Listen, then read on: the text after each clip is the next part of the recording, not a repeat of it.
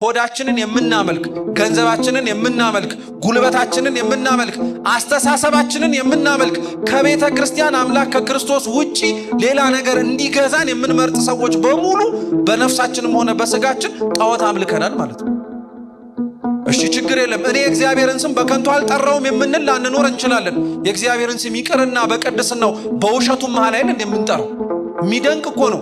ውሃውን ማየገቦ የሚያረገውን ህብስቱን ስጋ አምላክ የሚያረገውን ወይኑን ደም አምላክ የሚያረገውን የተቀደሰውን የእግዚአብሔርን ስም እኛ እኮ ለምንም አይነት ነገር ነው የምንጠራው። ለምንም አይነት ነገር እንደተሰማን ማለት ነው። የእግዚአብሔርን ስም በከንቱ ጠርተነዋል። የሰንበትን ቀን መች እናከብራለን እኛ? የሰንበትን ቀን ማክበር እኮ ማለት ሰንበት ሲመጣ ከልጆቼ ጋር የማሳልፍበት የረፍት ጊዜ ነው ብቻ ብለን ቤት መቀመጥ እኮ አይደለም። የሰንበት ቀን ለነፍሳችን የምንኖርባት ቀን ናት። ሌሊት በቅዳሴው ቀንም ደግሞ እኛ ክርስቶስን ሊመስሉ የታደሉትን ሰዎች የምንጎበኝበት ነበር። የተራቡትን የምናበላበት፣ የተጠሙትን የምናጠጣበት፣ የታረዙትንና መሰል መልካም ነገር የምናደርግበት የሰንበትንም ቀን ሽረናል። እናትና አባታችሁን አክብሩ ሲባል እኔ እናትና አባቴን ቀና ብዬ አይቼ አላቅም የሚል ሰው አለ። ጥሩ ነው። እናትና አባት ግን የሥጋ ብቻ አይደለም፣ ካህናት አባት ናቸው፣ እናትም ጭምር ናቸው። ካህናት አባቶቻችንን እናከብራቸዋለን እንደኛ እኛው አይደል እንዴ ሰድበን ለሰዳቢ የምንሰጣቸው? ገመናቸውን ገልጠን አሳልፈን የምናሳየው እኛው አይደለን እንዴ? ሞኝ ወንዝ ሲወስደው ምን እያረገ ነው ይላሉ አባቶቻችን? እያሳሳቀን። ዓለምም ከእግዚአብሔር ስታረቀን እያሳሳቀችን ያራቀችን። ኃጢአታችንም ሲያረቀን እያሳሳቀን ያራቀን። በደላችን ሲያረቀን እያሳሳቀን ያራቀን። ስንት ሰው ከቤቱ ቤተ ክርስቲያን ውስጥ እኖራለሁ ብሎ መጥቶ የሞተ አለ ማለት ነው። ሙት ሆኖ ሬሳውን ይዞ የሚንቀሳቀስ ሰው ማለት ነው። እና ቤተ ክርስቲያን ውስጥ ገብታችሁ ክርስቲያኖች ይሄን ጥያቄ ጠይቃችሁት አታውቁም? ወይም ሲጠየቅ ሰምታችሁ አታውቁም? ብዙ ጊዜ ቤተ ክርስቲያን እመለሳለሁ ለምንድነው መለወጥ ያቃተኝ ብላችሁ አታውቁም? መልሱ ምን መሰላችሁ? መጨረሻ የቆረባችሁበት ቀን መቼ ነው? እኛ መካከልም እግዚአብሔር እንዲያመሰግነን ፈልገን የሚያስመሰግን ስራ ግን የለንም። እግዚአብሔር ነገርኳችሁ ልናመጣለት የምንችለው ብዙ ወርቅ ብዙ ብር ሊኖር ይችላል። እናንተን ግን አይተካችሁ። ክርስቶስ ደሙን ያፈሰሰው ለወርቅ አይደለም፣ ለብር አይደለም፣ ተራ ለሆነ ግንብ እኮ አይደለም። ክርስቶስ ይህንን ሁሉ ነገር ዋጋ የከፈለው ክርስቶስ ይህንን ሁሉ ዋጋ የከፈለው ለማን ይመስላችኋል? ለኛ እኮ ነው ደሙን ያፈሰሰው። መጽሐፍስ የሚለው ምንድነው? በገዛ ደሙ ገዝቷችኋልና እኮ ነው የሚለው። የሚለውጠው የኛ መመላለስ ብቻ አይደለም፣ ሊለውጥ የሚችለው የክርስቶስ ቅዱስ ሥጋውና ክቡር ደሙ። ስንፍናችን እስካልተላቀቀን በርትተን ወደ ቅዱስ ሥጋው ወደ ክቡር ደሙ እስካልተጠቃን ድረስ መመላለሳችን እንዲህ አይነት ጥያቄ እየፈጠረብን ልንዘልቅ እንችላለን። እኔ ሰው ገድዬ አላቅም ምን ልኖር እንችላለን። ሰው መግደል ማለት ነፍስና ሥጋውን መለየት አይደለም። ሰው ሊደርስበት የሚችለው ደረጃ አንተ ምንም ማትረባም ብለን ሞራሉን የገደልነው ሰው የለም። እኛ አልሰረቅንም ገንዘብ አንዲትም እኔ ሐቀኛ ነኝ የሚል ሰው ሊኖር ይችላል። ገንዘብ ባንሰርቅ የእግዚአብሔርን ጊዜ አልሰረቅንም። እኔ አመንዝሬ አላውቅም ልንል እንችላለን። አዎ ከሴት ከወንድ ጋር ላንተኛ እንችላለን። ከእግዚአብሔር ውጪ ግን ሌሎች ነገሮች ትኩረታችንን ስበው ግማሽ ልባችን ከእግዚአብሔር ጋር ግማሽ ልባችን ከምንወደው ሌላ ነገር ጋር አልተጣበቀም። በሐሰት አትመስክር ይላል። ማን በሐሰት ያልመሰከራለ? ሐሰት መመስከር ማለት ክርስቲያኖች በነገራችን ላይ ሐሰት የሆነውን እውነት ማለት ብቻ አይደለም፣ እውነት የሆነውንም ሐሰት ማለት ኃጢአት፣ ሐሰት የሆነውም እውነት ማለት ኃጢአት እንደሆነ ሁሉ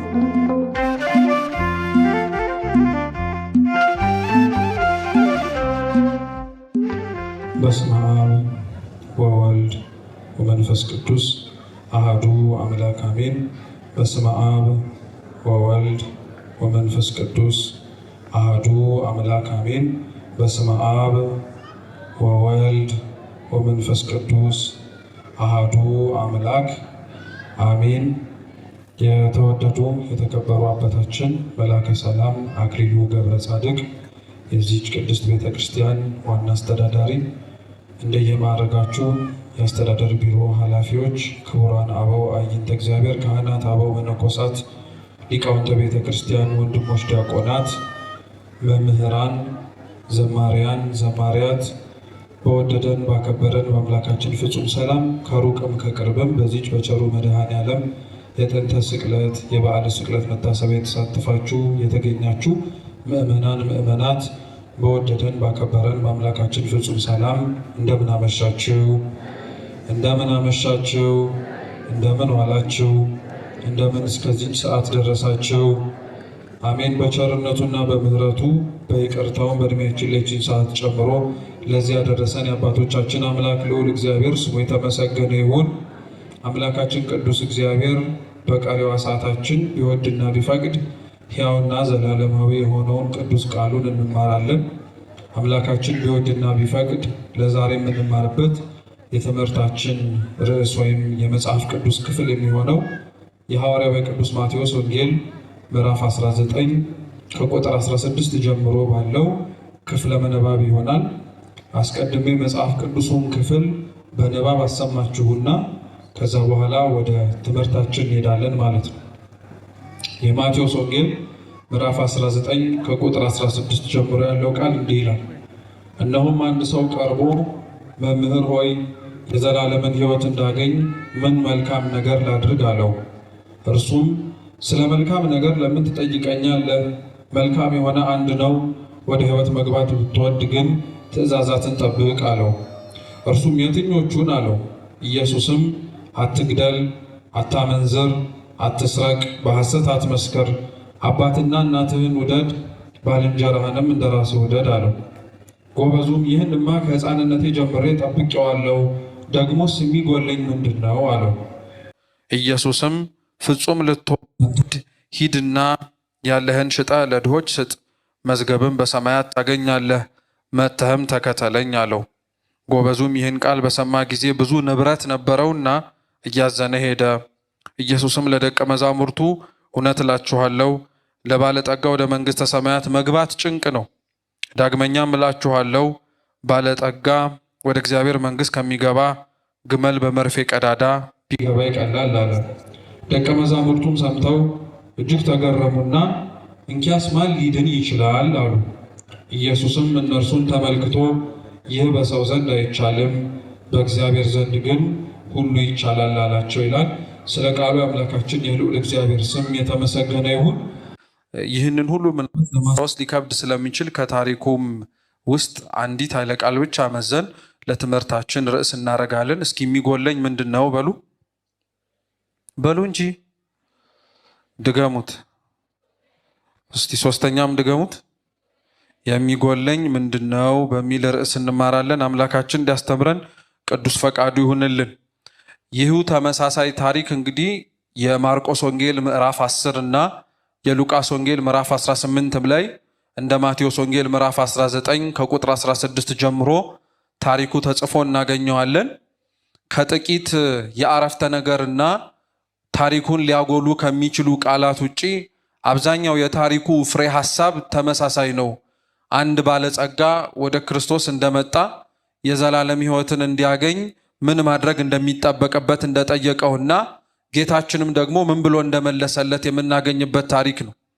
ወደ ዝርዝር ወደ ታሪኩ ከመግባታችን በፊት አስቀድመን ያነሳ ነው ለመጽሐፍ ቅዱስ መማሪያ ጥቅስ ያወጣ ነው የሕይወት መጽሐፍ ተብሎ ከሚጠየቀው እና ከሚጠራው ከመጽሐፍ ቅዱስ ነውና መጽሐፍ ቅዱስ ለምን ለሁሉም ነገር መነሻ፣ ለሁሉም ነገር መደምደሚያ፣ በተለያዩ ጊዜያት ደግሞ ለምንሰማቸው አምላካችን ኢየሱስ ክርስቶስ ለኛ በዚች ምድር ስንኖር ለሚያስፈልገን ነገር በሙሉ ማስተማሪያ አድርጋ ቤተክርስቲያን ለምን ትጠቀመዋለች የሚለውን አስቀድመን መመለስ ያስፈልገናል። ቤተክርስቲያናችን እንግዲህ መጽሐፍ ቅዱስን ከማንበብም ባለፈ በተለያዩ መንገዶች ትጠቀምበታለች። ሊቃውንት እንደሚያስተምሩት መጽሐፍ ቅዱስ በቤተክርስቲያን ውስጥ ያለው ቦታ 3 ነው። አንደኛው መጽሐፍ ቅዱስ ይነበባል። እስኪ መጽሐፍ ቅዱስ በሉ። ይነበባል። መጽሐፍ ቅዱስ የተጻፈው ራሱ ሲጀመርም እንዲነበብ ነው። መጽሐፍ ቅዱስ በተለያየ ምክንያት ተጽፏል። አንዳንዶቹ በብሉይም ሆነ በሐዲስ ኪዳን እግዚአብሔር ጻፉ ስላላቸው አባቶቻችን የጻፏቸው አሉ። አንዳንድ ቅዱሳት መጽሐፍት ደግሞ የተጻፉት አባቶቻችን አስተምረው ሃይማኖትን አጽንተው ወደ አዲሱ ወደ ክርስትና እምነት ካስገቧቸው በኋላ ደግሞ በተለያየ ምክንያት የነሱን ከእግር መራቅ ምክንያት አድርገው ወደ ቀደመ ልማዳቸው ይመለሱ ለነበሩ ሰዎች ማጽኛና ማስታወሻ እንዲሆናቸው። ለዛ ነው መጽሐፍ ቅዱስ በነገራችን ላይ ክርስቲያኖች ለኛ ዕለት ዕለት የሚነበብልን ዕለት ዕለት ቤተክርስቲያንም ስታነበው የምትሰሙት አባቶቻችን ካስተማሩን ክርስቶስ እንድንኖረው ካዘዘን ትእዛዝ ሰምተን የምንተላለፍበት ጊዜ በጣም ብዙ ስለሆነ የሚነበበው የማስታወስ አቅማችን በጣም ደካማ ስለሆነ ተደጋጋሚ ስንሰማው የልቡናችን ሰሌዳ ላይ ተቀርጾ በህይወት መኖር እንድንችል እንዲያደርገን ቤተክርስቲያን ለዛ ነው መጽሐፍ ቅዱስን መጀመሪያ ምን ታረጋዋለች ሲባል ታነበዋለች ይባላል። ማንበቧስ ለምንድነው ጥቅሙ አስፈላጊነቱ ከተባለ መጽሐፍ ቅዱስ የሚነበብበት ዋነኛው ምክንያት ክርስቲያኖች አንደኛ ቅዱስ የሆነው ቃሉ ስለሚያነጻ ነው። ምን ስለሚያደርግ ነው? ስለሚያነጻ ነው። የእግዚአብሔር ቃል ያነጻል። ለሚሰማው ሰው ህሊናውን ንጹህ አድርጎ ያደፈውንና የቆሸሸውን ማንነቱን አስተካክሎ ከእግዚአብሔር ጋር ሊያገናኘው ይችላልና ሰው ቃለ እግዚአብሔር የሚሰማው መጀመሪያ ለመንጻት ንጹህ መሆን እንዲችል ማለት ነው። ብዙዎች በነገራችን ላይ ሊነጹባቸው ሰማለሁ። ጥሩ አምላካችን ልዑል እግዚአብሔር ከሁላችን ጋር ይሁን። መጽሐፍ ቅዱስ ስለዚህ እንዳልኳችሁ የሚነበብበት ነው ዓላማ ሰዎች በቃል እግዚአብሔር ንጽሕናን ማግኘት እንዲችሉ ነው። ሰው ንጽሕና ማግኘት ሲል በጣም ብዙ ጣውራቱ ሲገባ እናያለን። ምክንያቱም እግዚአብሔር አምላክ ለሥርዓተ አምልኮቱ ንጽሕና ይፈልጋል። ያመልኩትና ለእርሱ ልጆቹ እንዲሆኑ ለመረጣቸው ሰዎች በሙሉ እግዚአብሔር አምላክ እርሱን በመከተላቸው ሊሰጣቸው የሚችለው ትልቅ ነገር ቢኖር ንጽሕና ነው። ይህ ንጽሕና የሥጋ ሳይሆን ክርስቲያኖች የነፍስ ሰው በነፍሱ ንጹሕ እንዲሆን የሚደረገው የማቴዎስ ወንጌል ምዕራፍ 5 ላይ ልዑል ክቡር የሆነው አምላካችን ልዑል እግዚአብሔር እንዲህ ብሎ ስለተናገረ ነው። ልበ ንጹሐን ንዑዳን ክቡራን ናቸው እነርሱስ እግዚአብሔርን ያዩታልና። ልባችን ንጹሕ እንዲሆን በቃለ እግዚአብሔር እንዲታሽ ዘወትር ቃለ እግዚአብሔር የምንሰማው የምንናፍቀውን ክርስቶስን ማየት እንድንችል። ሰው ልቡ ንጹሕ ሳይሆን እግዚአብሔርን ማየት አይችልም። ልቡ ንጹሕ እንዲሆን ሊያደርገው የሚችለው ደግሞ ንጹሕ የሆነው ቃለ እግዚአብሔር የአምላካችን ቃሉን የምንሰማበት መጽሐፍ ቅዱስ ሲነበብ የመጀመሪያው ምክንያት የሚሆነው የሚሰማውን ሰው ለማንጻት ነው። ሁለተኛው መጽሐፍ ቅዱስ የሚነበበው የሚሰማው ሰው እንዲነጻ ብቻ ሳይሆን ኃጢአቱን ማየት እንዲችል። ምኑን ማየት እንዲችል? እየሰማችሁ ነው? ምኑን ማየት እንዲችል? ኃጢአቱን ማየት እንዲችል። ለሰው ትልቁ ጽድቁ ይላል አባ ይስሐቅ ሶርያዊ በሌላው ላይ ተአምር መስራት አይደለም የራሱን ኃጢአት ማየት መቻሉ ነው ይላል። የአብዛኞቻችን በክርስቲያናዊ ሕይወት ትልቁ ድክመታችን ክርስቲያኖች የሌላውን ድክመት ማየት መቻላችን አይደለም። ትልቁ ድክመታችን የኛ የራሳችንን በደል ለማየት አለመታደላችን። ሰው ወደ እግዚአብሔር ወደ ክርስቶስ እየተጠጋ ሲመጣ አንዱ ቅድስናው የሚታየው የጸጋ ክንፍ ተሰጥቶ አይደለም። ሰው ወደ እግዚአብሔር ሲጠጋ ቅድስናው የሚለካው ቅዱሳን መላእክትን ማየት ስለቻለ አይደለም። ሰው ቅድስናው ወደ እግዚአብሔር እየተጠጋ ሲመጣ ቅድስናው የሚታይበት መንገድ ደግሞ ቅዱሳን ምስጢራት ስለተገለጡለት ብቻ አይደለም። እርግጥ ነው ሰው ወደ ቅድስና ሲጠጋ በጸጋ እግዚአብሔር ብዙ ነገር ሊያደርግለት ይችላል። ምስጢር ይገልጥለታል። ንጽሕናን ያላብሰዋል። ለሰው ሩቅ የሆነ ነገር በሙሉ ለሱ ቅርብ ሊሆንለት ይችላል። ትልቁ ግን እነዚህ ነገሮች በሙሉ ማሰሪያ መቋጠር አድርጎ ሊያገለግለው የሚችለው ትልቅ ጸጋው ግን ምን መሰላችሁ? የራሱን ኃጢአት ማየት መቻሉ። ሰው በቅድስና ወደ ላይ እንዲያድግ የሚያደርገው ብቻ ሳይሆን ከቅድስናውን ጭምር እንዳይንሸራተት ሊያደርገው የሚችለው የራሱን ኃጢአት ማየት ይችላል። ለዛ ነው ስለ ቃል እግዚአብሔር ሐዋርያው ቅዱስ ያዕቆብ በመልእክቱ ሲናገር እንዲህ ይላል፣ አብራችሁ በሉ የእግዚአብሔር ቃል በሉ መስታወት ነው። ማናችሁ ናችሁ ከዚህ ውስጥ ቆማችሁ በመስታወት የራሳችሁን ፊት ነው እንጂ የሌላውን ፊት ታያላችሁ? ቃል እግዚአብሔር መስታወት ነው ማለት ሰው መጽሐፍ ቅዱስ ሲናገር ሲሰማ የሚሰማው የራሱን ጉዱፍ ለማየት ነው እንጂ ቆሞ የራሱን ጉዱፍ ሊያይበት የሚናገረውን ቃል እግዚአብሔር እየሰማ የሌላ ሰው ጉዱፍ እንዲያይ አይመከርም። አብዛኞቻችን ግን አይታችሁ ከሆነ የምንሰማውን ቃል እግዚአብሔር የምንመስለው በተለያየ መንገድ ነው። ሰምተነው ራሳችንን ከማየት ይልቅ በዚህ ጉባኤ ላይ ተገኝቶ እገሌ ቢሰማው የተሻለ ነበር እንላለን። ግን የሚሰበከው እኮ ለኛው ነው። ግን የሚሰበከው የሌላውን ለነገሌ ተብሎ የተነገረውን ኃጢአት ለነሱ እንዲነገራቸው ተብሎ ሳይሆን እኛ ውስጥ ያላየነው ከክርስቶስ እያራቀን ያለው በደል ስላለ። ለዛ ነው ልበ አምላክ ቅዱስ ዳዊት ራሱ በመዝሙሩ ምን ይላል መሰላችሁ? አቤቱ ጌታ ሆይ ከተሰወረ ኃጢአት ጠብቀኝ ይላል። ምን ካረገ ኃጢአት? አዎ ብዙ የተሰወረ ኃጢአት ስላለብን ነው፣ ለኛ ያልታየን ማለት ነው። ሌላው ላይ እኮ እናየዋለን። የሌላውን በደል በደንብ እርግጥ አድርጎ ይመለከተናል። የራሳችንን በደል ግን ማየት አንችልም። ቃለ እግዚአብሔር የምንሰማው ለዚህ ነው። መጽሐፍ ቅዱስ የሚነበበው ቤተክርስቲያን ውስጥ አንደኛው ዓላማው እኛ እንድንነጻ ኃጢአታችንንም ደግሞ ጭምር ማየት እንድንችል ነው። ሁለተኛው መጽሐፍ ቅዱስ ቤተክርስቲያን ውስጥ ከመነበብ ባለፈ ደግሞ ይተረጎማል። እስኪ ይተረጎማል በሉ። መተርጎም ደግሞ ማለት ምን ማለት ነው?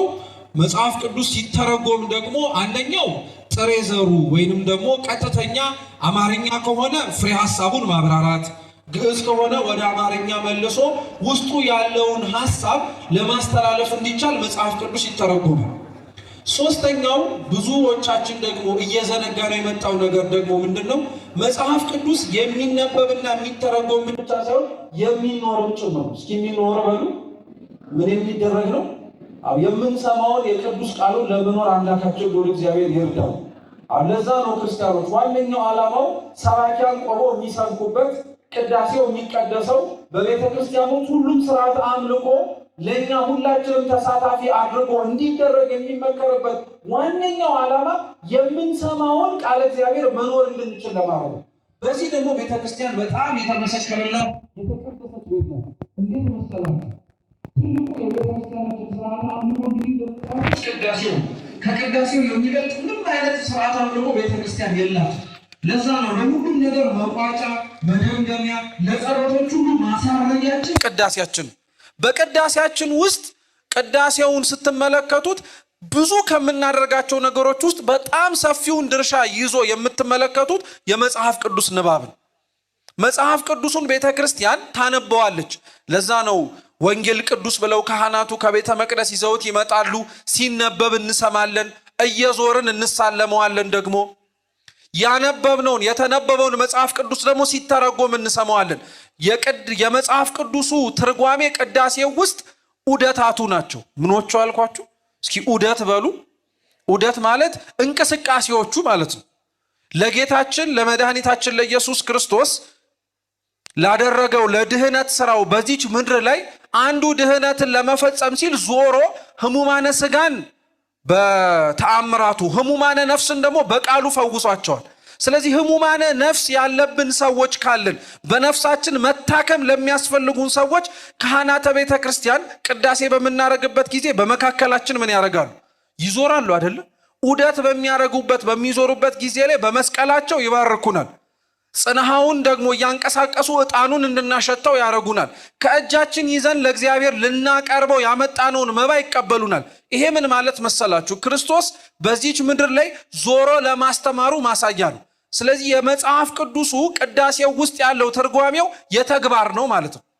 ሶስተኛው መጽሐፍ ቅዱስን ትኖረዋለች ደግሞ ቤተ ክርስቲያን የምትባለው ለምን መሰላችሁ? ምዕመናንና ምዕመናትን በትልቁ የሥርዓተ ቅዳሴ ጸሎት ውስጥ እንዲነበብ ያደረገችውን በተግባር እንዲተረጎም ያደረገችውን መጽሐፍ ደግሞ ተልእኮ ሰጥታ ታሰናብታቸዋለች። ለዛ ነው የሥርዓተ ቅዳሴው የመጨረሻው የስንብት ጸሎታችን ላይ ዲያቆኑ ምንድነው የሚለው? በሰላም ግቡ ይላል። በምን ግቡ? በሰላም ግቡ፣ እትው በሰላም ወደ ቤታችሁ ግቡ የሚለውን አንቀጽ በእርግጥ አሁን ነው እየተጨመረበት የመጣው እንጂ በሰላም ግቡን የሚለው ወዴት ብላችሁ አትጠይቁ። ወደ ቤታችን እኮ አይደለም። በሰላም ወደዚች ቅድስት ቤተክርስቲያን ገብታችሁ መጽሐፍ ቅዱሱ ሲነበብ የሰማችሁት መጽሐፍ ቅዱስ ሲተረጎም የሰማችሁትን ቃለ እግዚአብሔር ደግሞ በልታችሁት ጠጥታችሁት የሄዳችሁት ከቅዱስ ቁርባን ለመሳተፍ የታደላችሁት ሁላችሁ ደግሞ ታውካ ሰውንና ፈውስን ድህነትን ለምትፈልገው ዓለም በሰላም ግቡና ያጣችሁን ሰላም ስጧት ማለት ነው። በሰላም ግቡ የመጨረሻው ተልእኮ ማለት እናንተ የቀመሳችሁትን መድኃኔዓለም ለሌላው አስቀምሱት ማለት ነው። እናንተ ቸር አደረገልን የምትሉትን አምላካችሁን ለሌላው ቸር ማድረግ እንደሚችል ሂዱና ተናገሩ ማለት ነው። በፍጻሜውን ደግሞ ዛሬ አንድ ሆናችሁን የመጣችሁት ሄዳችሁ ወደ ዓለም ከገባችሁ በኋላ ግን 2ም 3ም እጥፍም ሆናችሁ ተመልሳችሁ ኑ ማለት ነው። ስለዚህ ተልእኮ ነው ማለት ነው። መጽሐፍ ቅዱስ ቤተ ክርስቲያን ውስጥ ክርስቲያኖች የሚነበበው ለዚህ ነው። አንዳንድ ሰው መጽሐፍ ቅዱስ ሲነበብ ሲተረጎም ሲማር ሲሰማ የመዳከም የመሰላቸት ታሪኩን ከማወቁ ደግሞ የተነሳ ምን አዲስ ነገር ሊወጣው ይችላል? መቼም የተለመደውን ስብከት ነው የሚሰብኩን፣ የተለመደውን ነገር ነው የሚናገሩን። ሁሌም የምንሰማውን ነገር ነው የሚደግሙልን ይባላል። የምንሰማቸው ነገሮች ተደጋጋሚ የሚነገሩት እኮ ክርስቲያኖች እኛ እየኖርናቸው ስላልሆነ እኮ። መቼም ካህኑ ተነስቶ የመጨረሻ ማሳረጊያው ይላል አንዳንድ ሰው እግዚአብሔር አምላክ ቅዱስ ሥጋውን ክቡር ደሙን ለመቀበል ያብቃችሁ የሚለው ምርቃት ነው። ይሄንን ቤተ ክርስቲያን ለዓለም እስከ ዘላለም እስከ ዳግም ምጽአት ትሰብከዋለች። ለምን መሰላችሁ? ሁላችንም ቅዱስ ቁርባን እስከምንቀበል ማለት ነው። አንዳችን ይሄንን ምስጢር ለመሳተፍ ስለታደልን ተብሎ ይሄንን ነገር አናቆሙ። ሁሉም ወደ ክርስቶስ በረት ተሰብስቦ እስኪገባ ድረስ መኖሩን በአካል ሳይሆን በሕይወቱ ማስመስከር እስከሚችል ድረስ ቤተ ክርስቲያን ትናገረዋለች። የአብዛኞቻችን ሕይወት በነገራችን ላይ እሱ ነው። ቤተ ክርስቲያናችሁ ውስጥ ስጋችን ልመናችን ያለው እንጂ ነፍሳችን እዚህ የለም። እየሰማችሁ ነው? አሁን ነፍሳችን የለም ማለት ሕይወታችን የዚህ አይደለም ማለት ነው። አምላካችንን የምንፈልገው ተጠግተነውም ለመኖርም የምንሻው እግዚአብሔር ሊያረግልን የሚችለውን ነገር ስለምናውቅ ሊያረግልን የሚችለውን ነገር እንዳይከለክለን ስለምንፈልግ ነው እንጂ ወደነውና በዚህ መኖር ለኛ መልካም ነው ብለን አምነን አይደለም። ድክመታችንን ተመልከቱት ክርስቲያኖች። እግዚአብሔር እኛን የሚያኖረን ከኛ ሊጠበቅ ከኛ ሊያገኘው የሚችል የሆነ ነገር ያለ ነገር ሆኖ አይደለም። እኛ እግዚአብሔር ጋር ግን ያለ ነው ከሱ ልንቀበለው የምንችለው ነገር እንዳለ በማወቅ ብቻ ነው እንጂ እኛ ለሱ እናስፈልገዋለን ብለን በማመንም ጭምር አይደለም። ለዛ እኮ ነው በጣም ብዙ ሰው ቤተ ክርስቲያን ውስጥ ከመምጣት ከመግባት ብዙ ጊዜ የሚመላለስ ሰው ሰምታችሁ ከሆነ በመምጣቱ በመግባቱ ውስጥ በጣም በእግሩ ሲመላለስ በልቡ መመላለሱን ያለመደው ሰው በጣም የሆነ ጊዜ ላይ ይዝላል፣ ይደክማል። እና እኔ እውነት እኔ ለእግዚአብሔር ምን አረግለታለሁ ይላል። እውነት እንነጋገር ከተባለ እኛ ለእግዚአብሔር ምንም ላናረግለት እንችላለን። የሚገርማችሁ ግን ብዙ ከምናረግለት ነገር በላይ እግዚአብሔር እኛን የሚፈልገው መዝሙረ ዳዊት መዝሙር 76 በቅንፍ 77 ላይ አምላካችን ልዑል እግዚአብሔር ይናገራል። እውነቴን ነው የምላችሁ ታስገቡልኝ ዘንድ የምታመጡት ፍየል የማን ነው ይላል። በሬውስ የማን ነው? በጉስ የማን ነው? የማን ይመስላችኋል ክርስቲያኖች?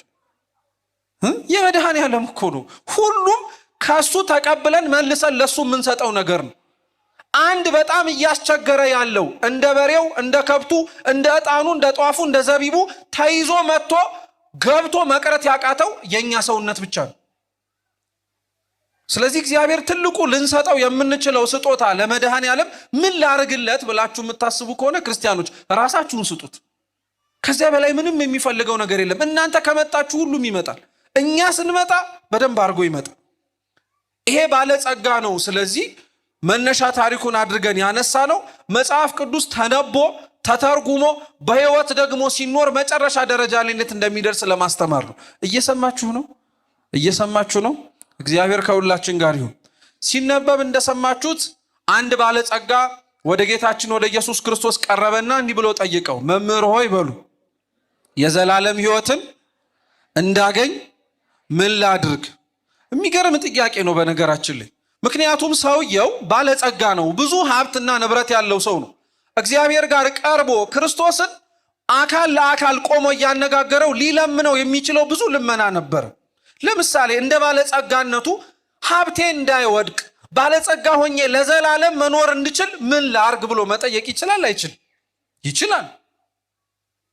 የጎደለውን ከሚጠይቅ ይልቅ ያለውን እንዳያጣ ምን ማድረግ እችላለሁ ብሎ መለመን ይችላል። ይሄ ባለጸጋ ከሀብቱ ውጪ ሌሎች ብዙ ነገሮችን እግዚአብሔር ፊት ቆሞ መለመን ይችላል። አንድ አሳስቦት እንዲሁም የማርቆስ ወንጌል ሲናገር ምን ይላል መሰላችሁ? ሄዶ ሮጦ ተንበርክኮ ክርስቶስ እግር ስር ሆኖ ነው የዘላለም ሕይወትን እንዳገኝ ምን ላርግ ብሎ የጠየቀው። ስለዚህ ለዘላለም ሕይወት ለመውረስ ያለውን ችኩልነትና ያለውን ጉጉነት በተግባሩ እናውቀዋለን። ይሄ ሰው ብዙ ሊለምነው የሚችለው ልመና አለ፣ ብዙ ሊማጸነው የሚችለውም ተማጽኖ አለ። መድኃኔዓለምን ግን የጠየቀው ትልቁ ጥያቄ ቢኖር በምድር ላይ ታኖረኝ ዘንድ የሰጠኸኝ ነገር እንዳለ ሁሉ በምድር እንደሰጠኸኝ በሰማይ ያለውን እንዳላጣ ደግሞ በሰማይ ቦታ እንዳገኝ ምን ላርጋል? የብዙዎቻችንን ልመና ከዚህ ባለጸጋ ጋር አነጻጽረን ማየት እንችላለን። ጌታችን ኢየሱስ ክርስቶስ ስለ አንቀጸ ጸሎት ማቴዎስ ወንጌል ላይ ሲያስተምር እንዲህ ብሎ ነበር። ጽድቁን እስኪበሉ እና መንግስቱን እሹ ሌላው ይጨመርላችኋል። ክርስቶስ መጀመሪያ እንድንለምነው የሚፈልገው የዘላለም ሕይወትን መጀመሪያ እንድንጠይቀው የሚፈልገው ያዘጋጀልንን ሕይወት በምድር ሳይሆን በሰማይ ስለሆነ እሱን እንዳገኝ ምን ላድርግ የሚለው ነው። ሌላው ነገር ከዚህ በኋላ ሊመጣ የሚችል ነው አለ። ያ ማለት ክርስቲያኖች ስለ ዘላለም ሕይወት ብቻ በመጠየቅ ሂደት ውስጥ ሌሎች የሚያሳስባችሁን ነገር ለእግዚአብሔር አትንገሩት ማለት አይደለም። ይሄ በፍጹም አይደለም። ግን ከሌሎች ነገሮቻችን አስቀድመን መጠየቅ ያለብን የእግዚአብሔርን መንግስቱን ነው። እውነቴን እምላችሁ፣ ለምን የእግዚአብሔር መንግስት ይለመናል መሰላችሁ? ይህ መንግስት ከገቡበት አንደኛ መውጣት የለበትም። እቻውን የምንኖርባት መሬት እንደገባንባት መውጣት እንዳለባት ታውቃላችሁ አይደል? ቅዱስ አግናጤዎስ ምጡላ አንበሳ ምን ይላል መሰላችሁ? የሰው ሞቱ እንዳወላለዱ ነው ይላል። እስኪ የሰው ሞቱ በሉ። እንዳወላለዱ ነው። ሰው ሁሉም በዚች አውደ ምሕረት ውስጥ ያለን የተሰበሰብን በሉ ሆስፒታልን የተወለደው። አንዳንዱ ሆስፒታል የተወለደ አለ፣ አንዳንዱ መኪና ውስጥ የተወለደ አለ፣ አንዳንዱ ቤቱ የተወለደ አለ፣ አንዳንዱ ሜዳ ላይ የተወለደ አለ። በተለያየ መንገድ ወደዚች ምድር መተናል። በተለያየ መንገድ ወደዚች ምድር እንደመጣ ነው ደግሞ በተለያየ መንገድ ይችን ምድር ተሰናብተናት ምን እናደርጋለን? እንሄዳለን፣ እንሞታለን። አንቀርም። እዚች ምድር ላይ መቆየት አንችልም። በዚች ምድር ውስጥ ስንኖር አግኝቶ ማጣት አለበት። የዘላለም ሕይወት ያለበት የሰማያዊውን መንግስት ግን ክርስቶስ እንድንለምን የሚፈልገው ለምን እንደሆነ ታውቃላችሁ? ካገኛችሁት በኋላ ማጣት ስለሌለበት፣ ከሰጣችሁ በኋላ መነጠቅ ስለሌለበት። ስለዚህ ልትነጠቁ ልታጡ የምትችሏቸውን ብዙ ስጋዊ የሆኑ ነገሮችን መጀመሪያ አትለምኑኝ አለ። ሰው በነገራችን ላይ ቢያሳስበው ምን ሊለምን እንደሚችል ታውቃላችሁ? ልብስ፣ እንጀራ፣ መጠለያ። ከዛ የባሰው ልመናዎች በሙሉ ቅንጦት ናቸው። ልብስ፣ መጠለያ፣ ምግብ ነው። ይሄ በጣም ለሰው አስፈላጊ ናቸውም ጭምር የሚባሉት። ክርስቶስ ደግሞ እነዚህንም ነግሮናል። ስሙ ምን እንዳለ? የሰማይ አዕዋፋትን ተመልከቷቸው፣ አይዘሩም፣ አያጭዱም፣ አይኮተኩቱም፣ ነገር ግን የሰማይ አባታቸው የሚያስፈልጋቸውን ምግብ ይሰጣቸዋል አለ አምላካችን። ልብ ብላችሁ ሰምታችሁኝ ከሆነ የሰማይ አዕዋፋትን አይዘሩም፣ አያጭዱም፣ አይኮተኩቱም አለ እንጂ አይበሩም አላለም። ምን አያረጉም አላለም? አይበሩም አላለም። ማለት እኔ የሚጠበቅብኝን ለነሱ አደርጋለሁ፣ እነሱም ከኔ እጅ መቀበል የሚችሉትን ነገር እንዲያገኙ ደግሞ የሚጠበቅባቸውን ያደርጋሉ ማለት ነው። የዘላለም ሕይወትን ለመውረስ እግዚአብሔር ይህንን እድል ሰጥቶን እንዲሁ ስለተቀመጥን ብቻ ያወርሰናል ብለን የምናስብ ሰዎች ካለን የማንበር ወፎች ነን ማለት ነው። የተቀመጥንበት ቦታ ላይ ሆነን አፋችንን በመክፈት ብቻ ሊያበላን ይችላል እንደማለት ነው። ለእግዚአብሔር ተስኖት አይደለም ክርስቲያኖች ይህንን ማድረግ። ምንም ሳንሰራ ሁሉን ነገር አሟልቶ መስጠት ይችላል እግዚአብሔር። ድህነታችን ውስጥ ግን የእኛ ሱታፌ መታወቅ አለበት። አዳምን ሊያድነው አዳምን ሊቤዠው ሰው የሆነው ጌታችን ኢየሱስ ክርስቶስ ከአዳም ዘር ሳይወለድ እኮ ከላይ ከሰማያት ወርዶ ስጋን ተዋህዶ የራሱን ስጋ ፈጥሮ እኮ መኖር ይችል ነበር። ለምንድን ነው በሰው ማህፀን ውስጥ በእመቤታችን ማህፀን ውስጥ ማደርን የፈለገው? ንጽሕት ስለሆነች ቅድስት ስለሆነች ብቻ ሳይሆን እነሱ ባጠፉት ጥፋት ውስጥ ሊያድናቸው የፈለገው እግዚአብሔር የእነሱንም ድርሻ ፈልጎ ነበር። የእኛ ድርሻ ንጽሕት የሆነችን ዘር ማቅረብ ነበር። እመቤታችንን አቀረብን። ከዚህ ውጭ ለአምላክ ልንሰጠው የምንችለው ስጦታ የለን። ሰው በጊዜው ለእመቤታችንን የሰጠው በቃ በእሷ በኩል እግዚአብሔር ደግሞ እኛን ጎበኘ። በእሷ በኩል እግዚአብሔር ደግሞ እኛን አየን። ሊያድነን የፈለገው እግዚአብሔር የእኛን ስራ የእኛን ድርሻ ፈልጎ ነበር። ስለዚህ የሰማይ አዕዋፋትን ተመልከቱ አለ። የምድርንም እጽዋት ተመልከቱ አለ። ሰው የሚያሳስበው ልብስ አይደለም?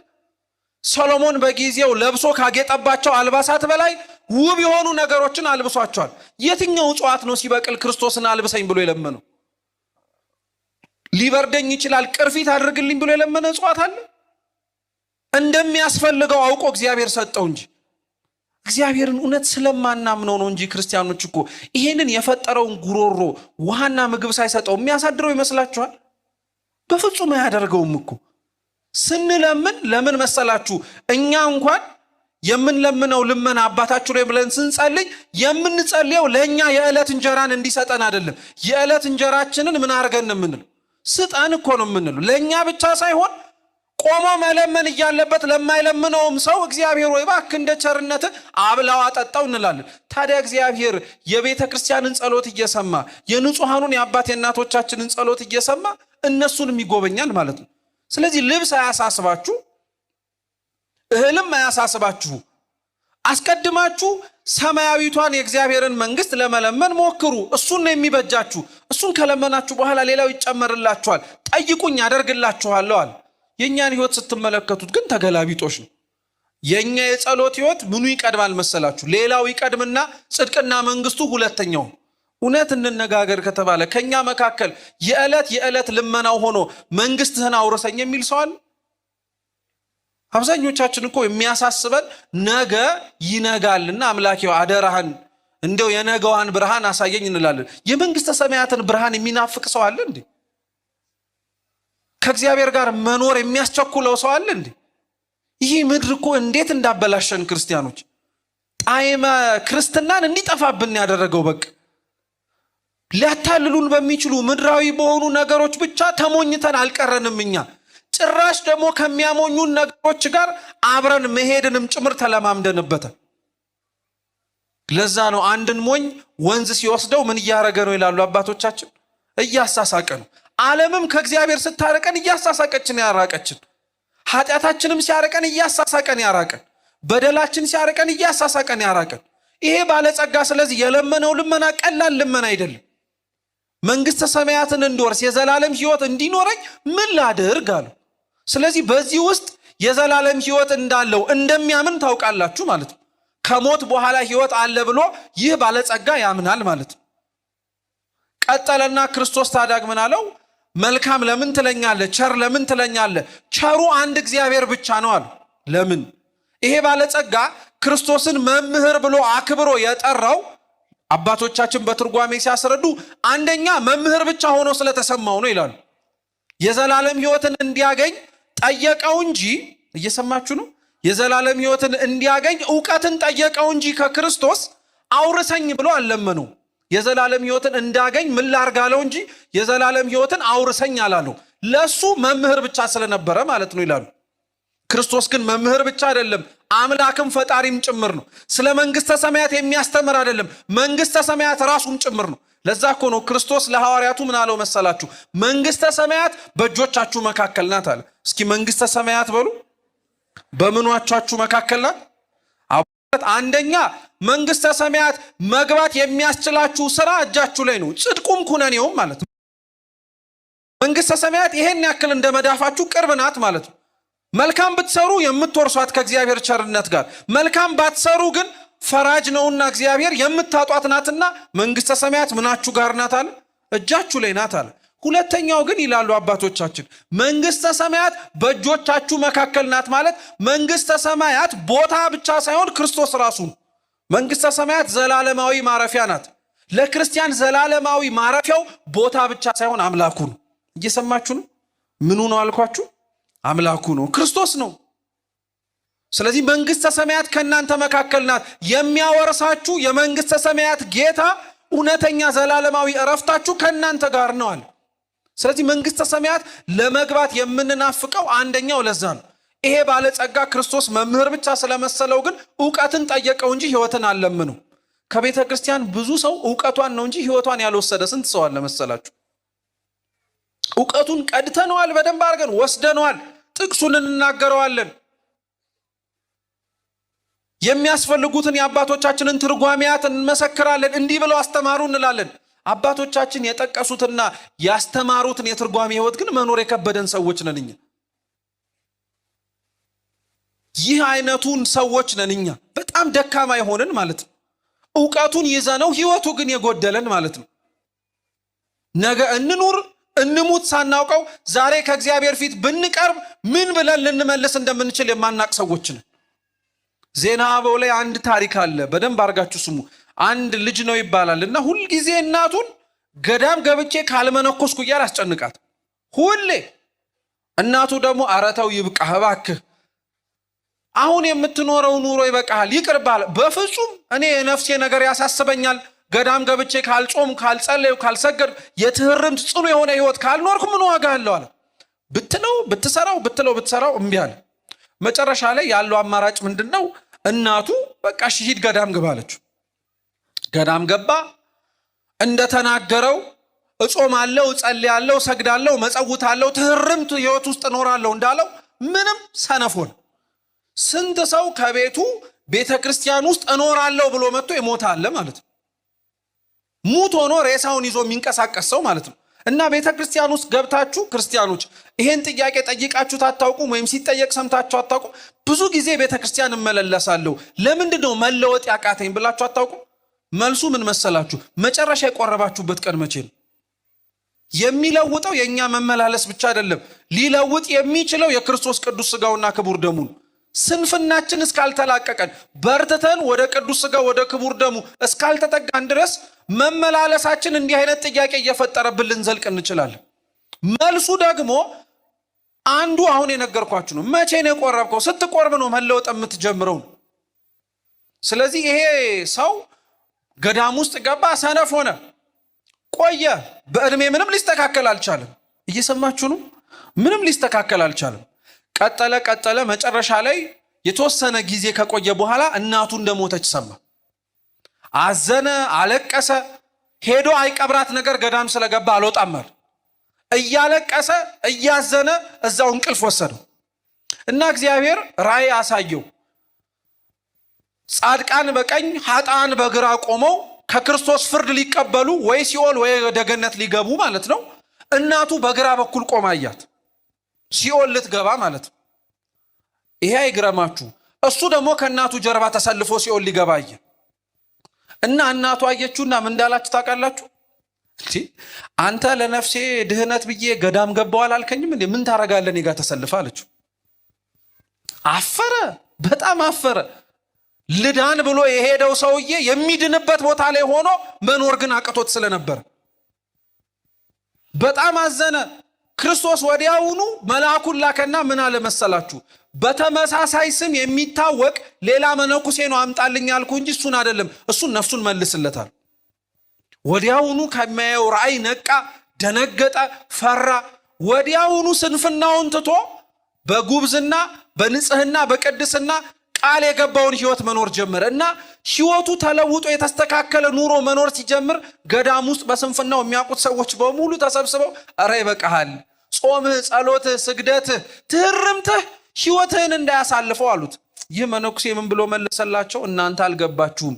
የእናቴን ክስ ሰምቼ መቆም ከከበደኝ እግዚአብሔር ፊት እንዴት ብዬ ልቆም እችላለሁ? ፍርዱን ስሰማል። የሚገርም እኮ ነው። ቤተ ክርስቲያን ውስጥ መቆማችንን ነው ዛሬ ያየነው። ከክርስቶስ ፊት እንደምንቆም ግን አንድ ቀን አታውቁም? እንቆማለን እኮ ወይ ሊፈረድልን ወይ ሊፈረድብን እንቆማለን። ስለዚህ ያ ባለጸጋ እንደ መምህርነቱ ክርስቶስን እውቀት ነው የጠየቀው። ቤተ ክርስቲያን ስንመጣ እውቀቷን ብቻ እንፈልግ፣ ህይወቷንም ወስደነው እንሂድ። ለዛ እኮ ነው ቅዱስ ዮሐንስ አፈወርቅ ይህችን የተሰበሰብንባትን ቤተ ክርስቲያን ትልቋ ቤተ ክርስቲያን ናት ይላል። ምኗ ቤተ ክርስቲያን በሉ እንጂ ምኗ ቤተ ክርስቲያን በሉ፣ በደም ጮክ ብላችሁ በሉ። ምኗ ቤተ ክርስቲያን? እናንተ ቤት ያለችው ቤተ ክርስቲያን ደግሞ ትንሿ ቤተ ክርስቲያን ትባላለች። ከዚህኛው ተቀርቶ ወደኛ ቤት የማይገባ መስዋዕቱና መሰዊያው ታቦቱና ቁርባኑ ካልሆነ ቤተ ክርስቲያን ውስጥ ተኑሮ እኛ ቤት ውስጥ የሚታጣ ምንም ነገር መኖር የለበትም። ቤተ ክርስቲያን ውስጥ ትምህርት እንዳለ ቤቶቻችን ውስጥ ቃለ እግዚአብሔር መማር አለብን። ቤተ ክርስቲያን ጸሎት እንዳለ ቤተሰቦች መጸለይ አለባቸው። ቤተ ክርስቲያን ንስሐ ኑዛዜ እንደምትሰጠው ካህናት አባቶቻችን ቤታችን ውስጥ ገብተው ጸበል ከመርጨት ባለፈ ስለ ንስሐ ማስተማር አለባቸው። የቤተ ክርስቲያኗ ትልቋና ትንሿ ቤታችን ውስጥ ያለችው ቤተ ክርስቲያን ዕውቀትን ሳይሆን ህይወትም ሊኖራት ያስፈልጋል። እግዚአብሔር አምላክ እንዳወቅነው ለመኖር በቸርነቱ ይርዳል። ሁለተኛው ይህንን ክርስቶስ መምህር ብሎ ሲጠራው መምህር ለምን ትለኛለህ? አንድ መምህር እሱ እግዚአብሔር ብቻ ነው። አንዱ ቸር እሱ ብቻ ነው አለ። ለምን? ይሄ ባለጸጋ ክርስቶስን መምህር ብሎ የጠራው ለመመጻደቅ ፈልጎ ነበር። እሱን መምህር ካልኩት እኔን ደግሞ ሲጠራኝ ባለጸጋው ብሎ ሊጠራኝ ይችላል ብሎ ማለት ነው። አንዳንዶቻችን ቤተ ክርስቲያን ውስጥ መልካም የሆኑ ብዙ ነገሮችን ስናደርግ የምናደርግበት ነገር የሚያሰጠንን ነገር አብረን እናስባለን። እንደሰጠነው ነው እልልታው ራሱ ታውቃላችኋል። አሁን የንግስ ዓመታዊ ክብረ በዓላት ላይ በያላችሁበት አጥቢያ ስንሄድ እንደምናየው 10,000 ብር 50,000 ብር 100,000 ብር ገባ ሲባል የሚባለው እልልታና አንድ ጃንጥላ አስገብታለች ሲባል ያለው እልልታ ተመሳሳይ ነው አይደለም? መልሱ እንጂ። ይሄ እኮ ምንም አያሳፍርም ክርስቲያኖች፣ ሁላችንም የምናውቀው ገሃድ ነገር እኮ ነው። መታረም ስላለብን ነው አይደለም? ነው፣ ምንም ጥርጥር የለው። ብዙ ላስገባው ብዙ እንላለን፣ እናጨበጭባለን፣ ብዙ ለተደረገለት እናመሰግናለን። ይሄ የሚያስወቅስ ነገር ሆኖት አይደለም። እርግጥ ነው እነሱን በብዙ ጎብኝቷቸው እግዚአብሔርን ደስ ባሰኛቸው ነገር እሱን ለማመስገን የመጡት ሰዎች በምስጋናቸው ብንሳተፍ የሚያስመሰግን ነው። ያላቸውን የሰጡትን ሰዎችን ግን ለምን እንንቃቸዋለን? ክርስቶስ እኮ ብዙ ካስገቡት ሰዎች ይልቅ 2 መሐለቅ አውጥታ ያላትን የሰጠችዋን ሴት እኮ ነው ያመሰግናል። እነሱ ከተረፋቸው ነው የሰጡት፣ እሷ ግን ያላትን የሰጠችው። ብዙዎች እኮ ያላቸውን ሰጥተው ነገር ግን ተርፏቸው የሰጧቸውን ሰዎች አቅምና ጉልበት ስላልደረሱ ብለን እኮ እኛ ፊት ነስተናቸዋል። እግዚአብሔር ግን ሁለቱንም ነው የሚመለከተው። በንጽህና የሰጡትን ይቀበላል፣ ብዙም ሆነ ትንሽ። ምን ልላችሁ ፈልጌ መሰላችሁ? ይሄ ልክ ባለጸጋ ክርስቶስን መምህር ያለው እሱ ራሱ ባለጸጋ መባልን ፈልጎ ነበረ እንዳልኳችሁ ሁሉ አንዳንዶቻችን ቤተክርስቲያን ስንመጣ የምናደርገውን መልካም የሆኑ ነገሮች ለምናደርግበት ቦታ የሆነ ግብረ መልስ እንፈልጋለን። አሁንም ባጭሩ በታሪክ ላስረዳችሁ። አባ ፖምቦ የሚባሉ ጻድቅ አሉ በቤተክርስቲያናችን። በረከታቸው ለሁላችን ትድረሰን። እናንተ አሜን አትሉም እንዴ? አዎ፣ እንዲህ የቅዱሳን በረከት ይድረሰን ሲባል ለድምጻችሁ ውበት አይደለም አሜን በሉ የሚባለው። እነሱ ላይ ያደረው ጸጋ መንፈስ ቅዱስ እጥፍ ድርብ ሆኖ እኛ ጋር እንዲመጣ እኮ ነው። ማሸነፊያ ቃተን ስንት ኃጢአት አለብን እኮ። የቅዱሳኑ በረከት ይርዳን እንጂ። አባ ፖምቦ በዕለታት አንድ ቀን ውስጥ ተቀምጠው በገዳማቸው አንዲት ሴት 20 ወቄት ወርቅ ወይም ደግሞ 20 የተጠቀለለ እንደ ከረጢት ያለ ወርቅ ይዛ መጣች እና ወርቁን ይዛ ከመጣች በኋላ ቤተክርስቲያን ላስገባን የመጣሁት አለች። አባ ፖምቦ የገዳሙ አበመኔት ስለነበሩ እንግዲያውስ እሺ ወደ እሳቸው ገብተሽ ማቅረብ ትችያለሽ አሏት። ገባች። እሳቸው ሰሌን እየሰሩ ነበር፣ እየታቱ ነበር። ያው መታታቱን ነው መስራት ያልኳችሁ፣ ግልጽ ለማድረግ አማርኛውን ማለት ነው። ሰሌን እየታቱ ነበረ። 20 ወቄት ወርቁን ይዛ መጣችና ፊት ለፊታቸው አስቀመጠችው። ቀና ብለው ወርቁን አላዩትም። እግዚአብሔር እንደሰጠሽው ያክብርሽ ያመስግንሽ አሏት። አሜን ብላ ወጣችና ጥቂት ከሄደች በኋላ ከነከናት። ምክንያቱም ያስገባችው 20 ወቄት ወርቅ ነው። 20 ከረጢት ሙሉ ወርቅ ነው ያስገባችው። እንዴት ይሄንን ሁሉ ወርቅ አስገብቼ እግዚአብሔር ያመስግንሽ ይሉኛል? በደንብ አድርገው ነው እንጂ ማመስገን ያለባቸው፣ እንደኔ የሰጠ ማን አለ ብላ አሰበች። አሁን ብዙ ሰው ቤተክርስቲያን ውስጥ የሆነ ትልቅ ነገር ይዞ ይመጣና እግዚአብሔር ይስጥልን ሲባል እግዚአብሔር ይስጥልንማ ከኔ ቢጤው መቻጣውት በደንብ አድርገህ ንገረኝ እንጂ ወይንም ደግሞ ለመመስገን ብሎ ነገር ይቆሰቁሳል። እንዴት ነው? ዕቃውን አየኸው? ኳሊቲው እኮ አንደኛ ነው። በጣም ቀላል ዕቃ እንዳይመስል ለመመስገን ፈልጎ እኮ ነው። አባ ፖምቦ ይሄንን ተመለከቱና ያቺ ሴትዮ ተመልሳ መጣችና አባታችን ቡራኪዮት ይድረሰኝ፣ ምናልባት ካላዩት ያስገባውት እኮ 20 ወቄት ወርቅ ነው፣ 20 ከረጢት ወርቅ ነውና እንደው እግዚአብሔር እንደሰጠሽው ይባርክሽ እኮ ብቻ ነው ያሉኝ አለች። አባ ፖምቦ ምን አሏት? ቆይ የሰጠሽው ለማን ነው አሏት። ለኔ ነው ለእግዚአብሔር አሏት። ለእግዚአብሔር ነው። እንግዲያውስ ያየሽ ያመስግንሽ፣ ከኔ ከደካማው ለምን ምስጋና ትፈልጊያለሽ አሉ። ይሄ ባለጸጋ ክርስቶስን መምህር ብሎ ያሞካሸው ከሱ ምስጋና ፈልጎ ነው፣ ከሱ መወደስን ፈልጎ ነው። ከኛ መካከልም እግዚአብሔር እንዲያመሰግነን ፈልገን የሚያስመሰግን ስራ ግን የለንም። እግዚአብሔር ነገርኳችሁ፣ ልናመጣለት የምንችለው ብዙ ወርቅ ብዙ ብር ሊኖር ይችላል። እናንተን ግን አይተካችሁም። ክርስቶስ ደሙን ያፈሰሰው ለወርቅ አይደለም፣ ለብር አይደለም፣ ተራ ለሆነ ግንብ እኮ አይደለም። ክርስቶስ ይህንን ሁሉ ነገር ዋጋ የከፈለው ክርስቶስ ይህንን ሁሉ ዋጋ የከፈለው ለማን ይመስላችኋል? ለኛ እኮ ነው ደሙን ያፈሰሰው። መጽሐፍስ የሚለው ምንድነው? በገዛ ደሙ ገዝቷችኋልና እኮ ነው የሚለው። ይሄ ለወርቅ አልተነገረም፣ ለብር ለምናመጣቸው ነገሮች በሙሉ አልተነገረም ይሄ ነገር በሙሉ። ስለዚህ ክርስቶስ መልካም የሆነው አንድ ነገር ብቻ ነው፣ እሱም እግዚአብሔር ነው አለውና ወደ ዘላለም ሕይወት መግባት የምትፈልግ ከሆነ ትእዛዛቱን ጠብቅ አለ። ትእዛዛቱ ማለት ኦሪት ዘጸአት ምዕራፍ 20 ላይ ያሉት 10ቱን ትእዛዛት ማለት ነው። የትኞቹን አለ? በጣም የሚገርም ጠያቂ ነው። ምክንያቱም ጠያቂው የዘላለም ሕይወትን ለማግኘት የጠየቀው ጥያቄ ላይ አሁን ክርስቶስ ትእዛዛቱን ብትጠብቅ ነው የምትወርሰው አለ። የትኞቹን አሉ? አትግደል፣ አታመንዝር፣ አትስረቅ፣ በሐሰት አትመስክር፣ እናትና አባትህን አክብር፣ ባልንጀራንም እንደ ራስ አድርገህ ውደድ አሉ። እየሰማችሁ ነው? 10ቱ ትእዛዛት ግን እኚህ ብቻ ናቸው ክርስቲያኖች? የቀሩ እኮ አሉ፣ የቀሩ አሉ። 10ቱ ትእዛዛት በቁጥር 10 ናቸው። እዚህ ጋር የተዘረዘሩት ግን 10 አይደሉም። የቀሩ ሶስት አሉ። አንደኛ ከኔ ከአምላክ ከእግዚአብሔር በቀር ሌሎች አማልክትን አታምልክ፣ የሰንበትን ቀን ትቀድሳት ዘንድ አስብ፣ የአምላክ የእግዚአብሔርን ስም በከንቱ አትጥራ የሚሉ ሶስት ትእዛዛት አሉ። ይህንን ባለጸጋ የዘላለም ሕይወት እንዲወርስ የሚያስፈልገውን ነገር ምንድነው ብሎ ሲጠይቅ ክርስቶስ የመለሰለት እነዚህን ሶስቱን አይደለም፣ የተቀሩትን የመለሰለት። ለምን መሰላችሁ? 10ቱ ትእዛዛት ለሁለት ነው የሚከፈሉት። የመጀመሪያዎቹ ሶስቱ የፍቅረ እግዚአብሔር መገለጫ ናቸው። እስኪ ፍቅረ እግዚአብሔር በሉ በደንብ በሉ። አዎ ፍቅረ እግዚአብሔር ናቸው። ከኔ ከአምላክ ከእግዚአብሔር በቀር ሌሎች አማልክት አታምልክ፣ የሰንበትን ቀን ትቀድሳት ዘንድ አስብ፣ የአምላክ እግዚአብሔርን ስም በከንቱ አትጥራ የሚሉት ትእዛዛት ሰው እግዚአብሔርን መውደዱን የሚያሳይበት የፍቅር መገለጫዎች ናቸው። ሰው ባፉ እግዚአብሔርን እወዳለሁ ብቻ ማለቱ የፍቅሩ መገለጫ ሊሆንለት አይችልም። በስራ ተርጉሞ ማሳየት መቻል አለበት እንጂ። የተቀሩት 7ቱ ደግሞ ፍቅረ ቢጽ ይባላሉ። እስኪ ፍቅረ ቢጽ በሉ እንጂ። ፍቅረ ቢጽ ደግሞ ማለት ሰው ሰውን መውደዱን የሚያሳይበት መንገድ ነው። እንግዲህ ልብ ብላችሁ ከሆነ ክርስቶስ የዘላለም ሕይወትን እንዲወርስ የጠየቀውን ባለጸጋ ለእግዚአብሔር ፍቅርህን መግለጽህ ብቻ በቂ ነው አላለው። ከሰው ጋር ስትኖር ለሰው የምታሳየውን ፍቅር ነው እኔ የማየው አለው። ለምን መሰላችሁ? እዚህ የዮሐንስ መልእክት ላይ አምላካችን ልዑል እግዚአብሔር በሐዋርያው በቅዱስ ዮሐንስ ላይ አድሮ እንዲህ ይላል፣ ማንም በሉ በደንብ ከእናንተ መካከል እግዚአብሔርን እወደዋለሁ እያለ የሚያየውን ወንድሙን የሚጠላ ቢኖር እርሱ ውሸታም ነው። ቀጥሎ አሁንም አላቆምንም። የማያየውን እግዚአብሔር እወደዋለሁ እያለ የሚያየውን ወንድሙን እንዴት ሊጠላው ይችላል? አይገርማችሁ? ያላየነውን እግዚአብሔር እንወድሃለን እንለዋለን፣ በአምሳሉ የፈጠራቸውን ሰዎችን ግን እንጠላለን። ውሸታም ነን ማለት ነው። ሰው እግዚአብሔርን መውደዱ በእውነት የሚረጋገጠው በአምሳሉ የፈጠራቸውን ሰዎች መውደድ ሲችል ነው። እውነት እግዚአብሔር እርስ በርስ መዋደድን ይስጠን።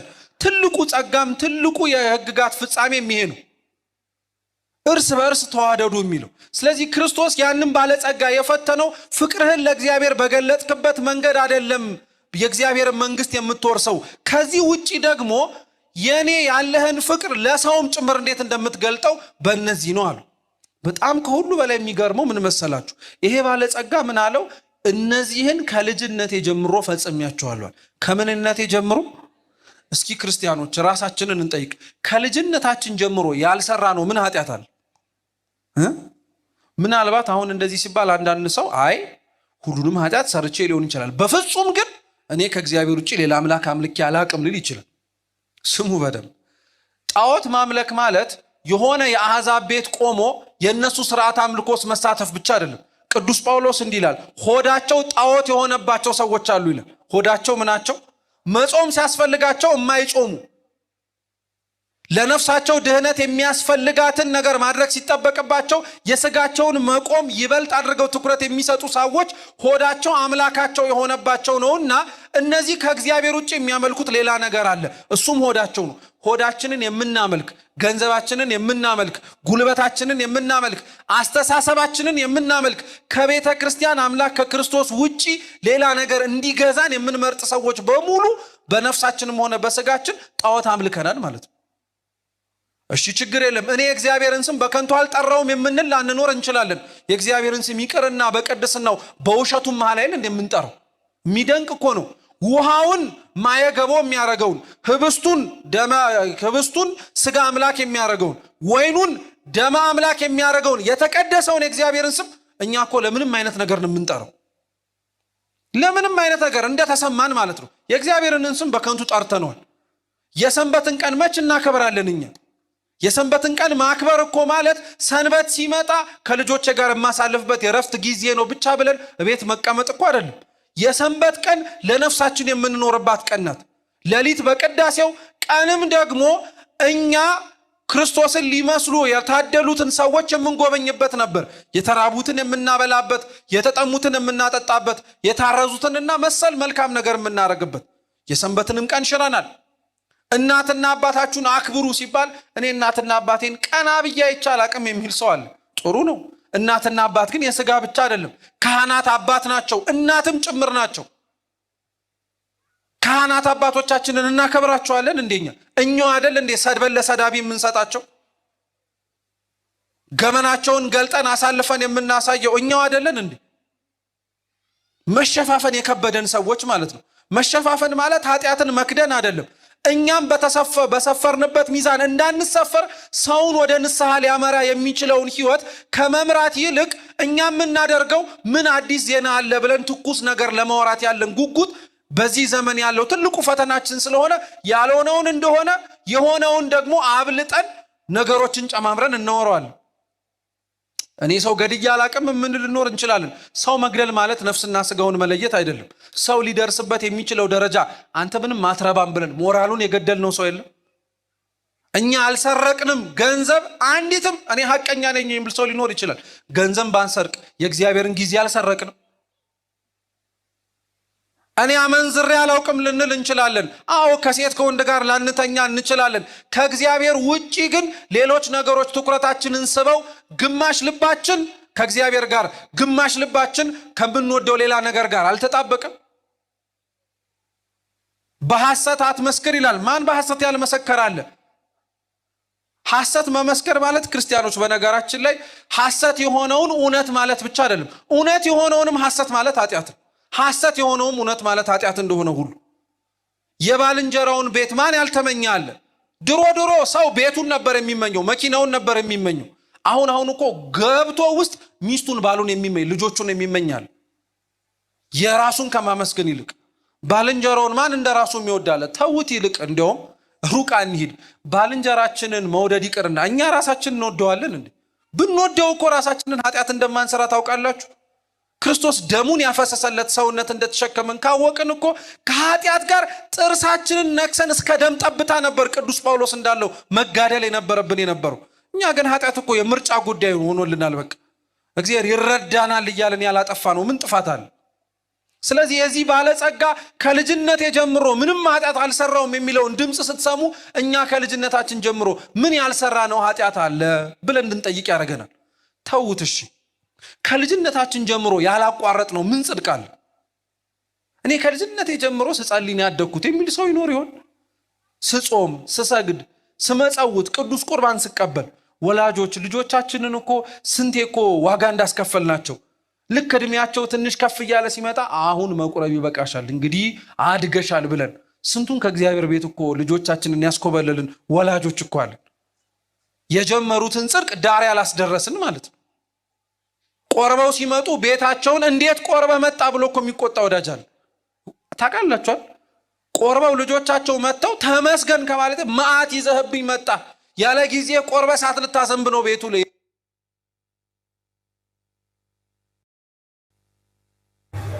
ይሰማል። በጣም ከባድ ጊዜ ላይ ያለው ሁላችን በጣም ስለዚህ ያንን የባለጸጋው ኃጢአት ከልጅነቱ ጀምሮ አለመስማቱ ብቻ ሳይሆን እኛ ከልጅነታችን ያልሰራነው ኃጢአት የሰራነው ጽድቅ እንዳለ እንድንጠይቅ ያደርገናል። ስለዚህ ክርስቶስ ምን አለው መሰላችሁ? መጨረሻ ይህን ሁሉ ካደረግ የተመሰገንክ ነህ ብሎ አሁን የዘላለም ሕይወትን ውረስ አላሉ። አብራችሁ በሉ ፍጹም ልትሆን ብትወድ በሉ እንጂ ፍጹም ልትሆን ብትወድ ያለውን ሁሉ ፍታህ ተከተለኝ። አዎ ክርስቶስ እስካሁን ኃጢአት ሳትሰራ ኖረሃል፣ ተመስገን፣ በጣም ጥሩ ነገር ነው። ከዚህ በኋላ ኃጢአት ሳትሰራ መኖር የምትፈልግ ከሆነ ያለን ሁሉ ፍታህ ምን አድርገኛል? ተከተለኝ አለው። ኃጢአት ሊያሰራ የሚችሉ ምክንያቶች አሉ አሁንም አንተ ጋር እያለ ነው። እሱ ደግሞ ምን መሰላችሁ? ገንዘቡ ነው። ገንዘብ ክርስቲያኖች እግዚአብሔር የሚሰጠው ለሰው መንግሥተ ሰማያትን ወርሶ መኖር እንዲችል ለማድረግ ነው። ቅዱስ ዮሐንስ አፈወርቅ ምን ይላል መሰላችሁ? በረከቱ ለሁላችን ትድረሰን። እግዚአብሔር ባለጸጎችን የሚያኖራቸው የእኔ ቢጤዎች መስርተው የዘላለም ሕይወትን እንዲወርሱ ነው። የእኔ ቢጤዎችን እግዚአብሔር የሚያኖራቸው ስለ እግዚአብሔርን ጠርተው ወርሰው ደግሞ እነሱ ገንዘቡን የዘላለም ሕይወትን ለባለጸጋው ማውረስ እንዲችሉ ማለት ሁለቱም ይጠቃቀማሉ ማለት ነው። እየሰማችሁ ገንዘብ ያለው በመስጠቱ የእግዚአብሔርን መንግሥት ከየኔ ቢጤው ይወስዳል። የኔ ቢጤው ደግሞ ስለ እግዚአብሔርን ጠርቶ ከባለጸጋው ገንዘብ በመውሰዱ ለስጋውም ይቆማል፣ ለነፍሱም ደግሞ ስለ እግዚአብሔር ጠርቶ ያመጣው እንደሆነ አውቆ ከእሱ ያነሰውን በመቆየት ደግሞ እሱ ደግሞ ዘላለማዊ ሕይወትን እንዲወርስ ያደርጋል። ገንዘቡ ነበረ ትልቁ እግዚአብሔር ፊት እንዳይቀር ያደረገው ነገር። ባለጸጋው ልጅ ይህንን ሲባል ነው ገንዘቡ በጣም ብዙ እንደሆነ ሲያስብ ሸሽቶ ሄደ። መጽሐፍ ቅዱስ ላይ በጣም የሚገርማችሁ ክርስቶስ ተናግሯቸው በጊዜው ያልተፈጸሙ ብዙ ነገሮች አሉ። ካለን ጊዜ አንጻር አንዲቷ እቺ ነው።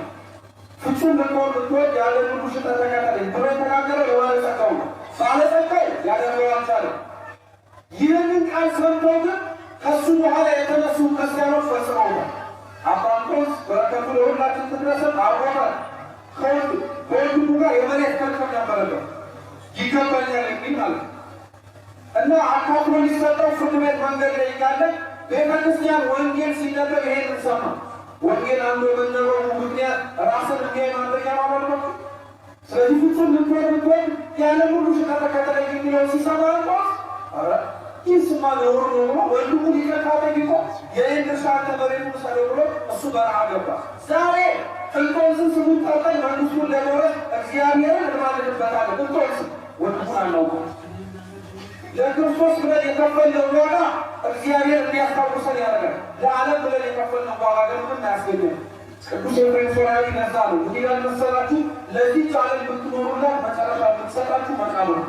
ለክርስቶስ ብትኖሩላት መጨረሻ የሚሰጣችሁ ግን የዘላለም ሕይወት ኖረን የሚሰጠን የመጨረሻው ነገር እንጂ ምን መቃብር ነው። ሌላ ምን ነገር ይሰጠናችሁ? ለእሷ ነው የምንኖርላት። ለአምላክ መኖር ብንችል ግን እሱ ከሞት በኋላ ያለው ሕይወት መስጠት ይችላል። ስለዚህ ይህንን ቃል የኖሩት አሉ ማለት ነው። ስለዚህ መጽሐፍ ቅዱስ የሚነበብ ነው አለ። ይሄንን ቃል ክርስቶስ ነበበ ማለት መናገር ነውና በግስ ሲናገረው ያሰማዋሉ። ለትርጓሜው ግን ባለጸጋው አልታደለም ነበር። የተረጎሙት አሉ፣ ሐዋርያት ተርጉመውታል፣ ሁሉም ጥለው ተከትለውታል። መጽሐፍ ቅዱሱን ቤት ገብታችሁ ቀጥላችሁ ስታነቡት ቅዱስ ጴጥሮስ እንዲህ ብሎ ይጠይቃል፣ እኛ እኮ ሁሉም ጥለን ተከተልን እንደው ምን እናገኝ ይሆናል? በ12 የእስራኤል መንበር ዙፋን የተቀመጣችሁ ትፈርዳላችኋል። ለእሱ ብለው የተሙለትን ነገር በሰማይ ያላቸውን ዋጋ እንዲያገኙ አሳያችሁ። ለክርስቶስ ብለን እኛ ምን የተሆነው ነገር አለ? እግዚአብሔር ለሁሉ ነገር ተውነው። ለመድኃኒዓለም ብለን ምን የተሆነው ነገር አለ? እሱ ለሁሉ ነገር ተውነው እኮ የክርስቶስን የደሙን ፈሳሽነት ያደረገውን የቤዛነት ስራ እኮ ክርስቲያኖች ወር በገባ በ27 የምናስበው ዕለት ብቻ እኮ ነው። ዕለቱን ዓመቱን በሙሉ የሚታሰብ ነገር ነው። አንድ ቀን አይደለማ ክርስቶስ ታስበው የሚውለው ቤተክርስቲያን ሁሌ ነው። አእምሯችን ፈዛዛ ደካማ ለሆነው ለእኛ ወር በገባ በ27 ሲመጣማ ወሩን ያችን ቀንና ዕለት አስታውሰን የተከፈለልን ዋጋ እንድናስታውስ አንተ ለእሷ ለሁላችን ለእኛ ክርስቶስ ደሙን አፍስሶ መንግስቱን እንድንወርስ ካለ እኛ ለእግዚአብሔር ብለን ልንከፍለው የምንችለው ግን ዋጋ ነው። ለዛ ነው ክርስቲያኑ የሚጎለን ምን እንደሆነ ማወቅ አለ። የምንሰማውን ቃል እግዚአብሔር እውቀት የሚጨምርልን ብቻ ሳይሆን ከእግዚአብሔር ጋር በሕይወት እንድንኖር ላያደርገን የሚችለው ነገር ለይተን ልናውቅበት የምንችልበት መሆን አለብን። ከሰማን በኋላ የተግባር ሰዎች መሆን አለብን። የጎደለኝ ከእግዚአብሔር ጋር ስኖር ገንዘቤን ሰጥቼ እውቀቴን ሰጥቼ ከሁሉ በላይ የሆነ ራሴን ሰጥቼ መኖር የከበደኝ የምንል ሰዎች ከሆነ ቢያንስ እንኳን ዓለም እንደምትለው ከሆነ ለችግሩ ትልቁ መፍትሄው ችግሩን ማወቅ ነው ይባላል። ችግራችንን ካወቅነው ቢያንስ ከ50% ይሄዳል ማለት ነው። የሚጎለን ምን እንደሆነ ማወቅ አለብን። እውነት ቤተክርስቲያን ውስጥ አንዳንዴ ጸጥ ባለው አጸድ ላይ ተቀምጠን ሁሉ ቤተክርስቲያን ውስጥ ስንቀመጥ ራሳችንን ቁጭ አድርገን መመርመር አለብን። ራሳችንን መመርመር ይከበድ። እግዚአብሔር እንዲመረምረን ልባችንን መክፈት አለብን።